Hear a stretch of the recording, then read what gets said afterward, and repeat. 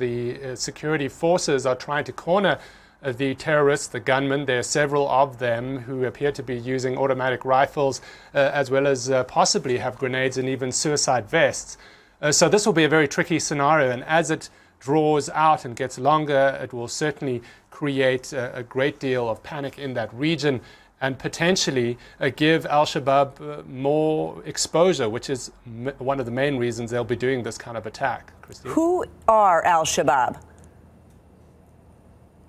Well, they're a group that did control big parts of Somalia, neighboring to Kenya, for several years. They were pushed back by the African Union forces in heavy fighting in a protracted campaign. Now, Al-Shabaab has shifted from trying to create a kind of Islamic state in Somalia, and they're more becoming a classic terror group, targeting soft targets in Kenya. They obviously, you may remember, had threatened to attack U.S. malls in recent months, a threat that many people did not take seriously. But what we can see, though they are greatly reduced as an operational force, they can strike these soft targets like this university and strike fear into Kenya. Christine? Yeah, a university, a soft target for sure. Also, it's young people, it is education, it is young men, young women, and Garissa is relatively close to a porous border with Somalia.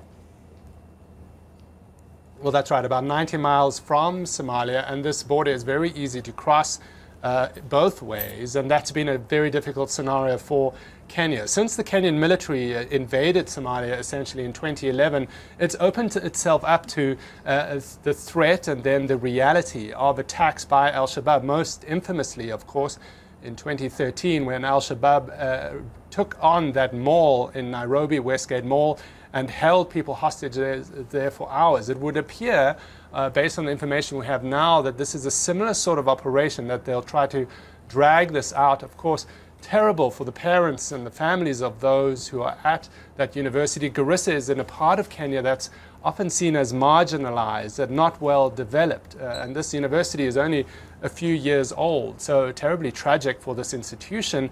And certainly the Kenyan forces, both police and military, will be watched closely in this operation because they were roundly criticized for how they dealt with previous terror attacks in Kenya. Do we know, was there any prior intelligence? Do we know if they were worried about this or any kind of warning?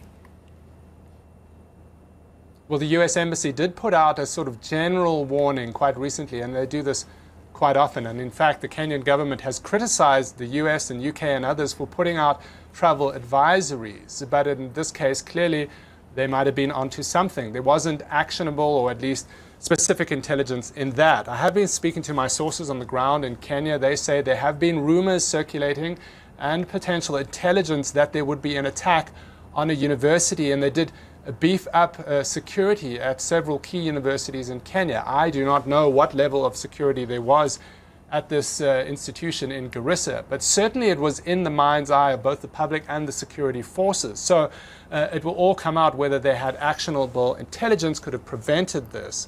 But now all the focus will be trying to contain the situation, take out those hostage takers, and hopefully have more survivors from this horrific attack.